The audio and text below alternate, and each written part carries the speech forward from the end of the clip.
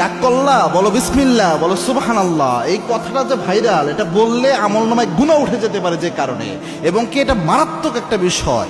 দুইটা বিষয় এখানে রয়েছে। আপনারা দেখছেন যে কিছুদিন পর পরই সোশ্যাল মিডিয়াতে একটা ট্রেন্ডিংয়ে আসে, কাঁচা বাদাম থেকে শুরু করে একটার পর একটা ওই কিরে মধু মধু এরকম জিনিস পোলাপান এটা ছড়ায়। তো এই যে একটা দেখলাম ভিডিওতে সোশ্যাল মিডিয়াতে, হাত দেখতেছে গণকের মতো, সে হাত দেখাচ্ছে আর এমন কথা বলতেছে যেটা জীবন সকলের জীবনের সাথে মিলে যেতে পারে। আর দেখার পরে বলতেছে যে ঠিক কি না, ওই ছেলে বলতেছে ঠিক। কি রাগ করলা? কয় না।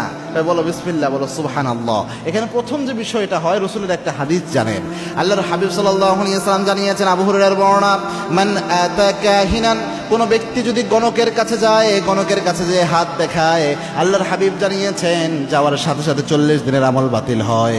আরেক বর্ণনায় এসেছে, আল্লাহর হাবিব বলেছেন রাসূলের উপর যা নাজিল হয়েছে সবকিছু অস্বীকার করার গুনাহ আল্লাহ আমলনামায় দিয়ে দেয়, সবকিছুর সাথে কুফরি করা হয়ে যায়।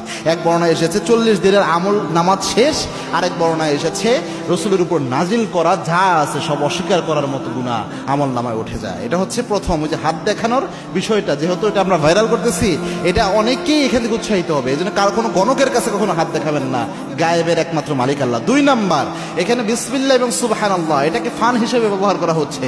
এই যে আপনি যে কোনো বন্ধুর সাথে দুষ্টামি করে, একটা ফাইজলামি করে বলে কি রাগ করলা, বল বিসমিল্লাহ, বল সুবহানাল্লাহ।